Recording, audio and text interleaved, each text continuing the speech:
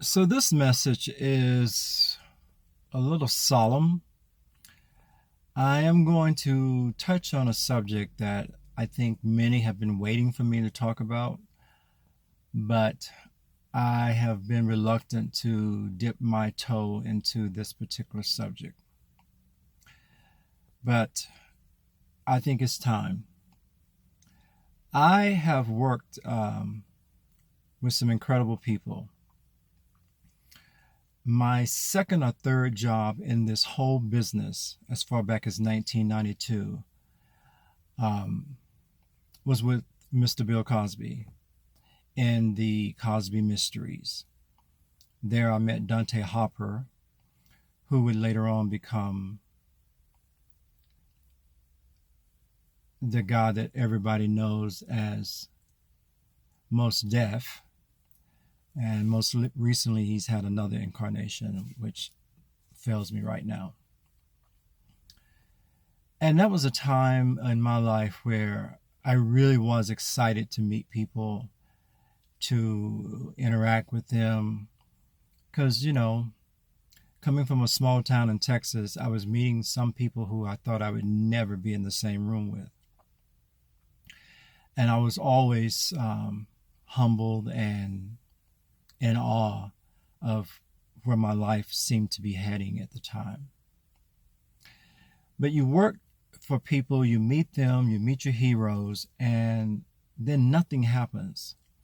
The day after you meet them, your life is still the same. You're still trying to pay your bills. You know, just being next to someone did not change my life. And after the sixth or seventh or eighth or 10th time of that happening, I started to understand that it was never them. You know, there's a funny thing that happens when you meet your idols. You're either going to be disappointed by them or you're going to be so in awe of them you can't put two sentences together. But at the end of the day, you can't determine what you're supposed to be doing with your life if all of your life is contingent upon you meeting someone else. And that new person is going to have something for you that the old people didn't have.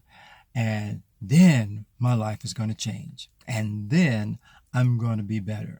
And then I'm going to have success. I hate to break it to you, but it's no one you're ever going to meet that's going to change your life. You're going to have to change your life from the inside out. You're going to have to do the heavy lifting yourself, and no amount of money, no amount of prestige or juxtaposition to prestige is going to change your life completely. Somewhere in this process, you are going to have to do the work. There are no shortcuts to that. So get busy learning to play an instrument if you call yourself a singer. Get busy learning to write critically if you call yourself a writer. Get busy defining your craft as a dancer, artist, whatever it is. You have to do the work. It's up to you. Now, with that said, this so far hasn't been too bad, has it? I want to tell you what I think is probably going to put a line in the sand and divide me from people who admire me from afar, but perhaps don't know what it's really like to be in my presence. Every single day I awake, I pray one prayer, and I pray one prayer over and over again. And that prayer is this: Lord, deliver me from weak ass men. I say it all the time because I pride myself in doing the heavy lifting. I work 3 jobs. I've given up alcohol and drugs. I would even tell you I've been celibate for a little while now. I am determined to do the thing that I was put on this planet to do. And I pray all the time for my life to not come to a screeching halt because I'm paying attention to weak-ass men. Men who would rather chase skirts, liquor themselves up to the point of oblivion. Men who have no concept of anything that they should be doing so that they can be a blessing to someone else. They take, and then they wonder why nothing good ever happens for them. Because they've made no deposits into no one at any time other than themselves.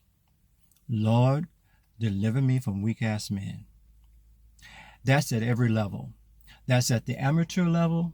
That's absolutely at the professional level, because you should know better.